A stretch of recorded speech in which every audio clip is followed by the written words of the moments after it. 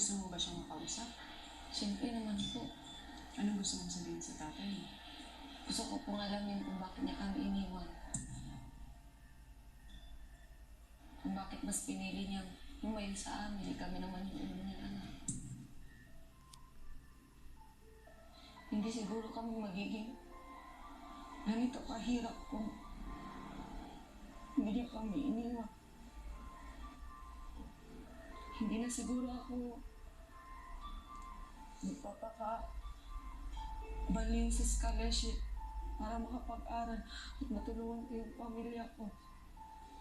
Siguro kung hindi niya kami iniwan, hanggang ngayon nandito pa rin yung lolo ko. Dahil merong baka makaluwag-luwag kami sa buhay at meron kami paggamot sa lolo ko.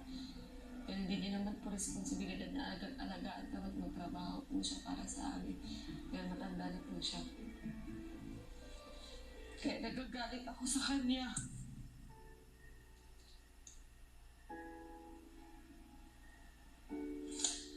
Ang gusto ko lang sabihin sa tatay ko na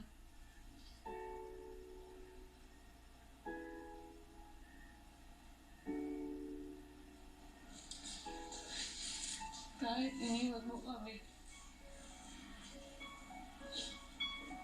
sige po, umaasa pa rin ako na magkikita tayo.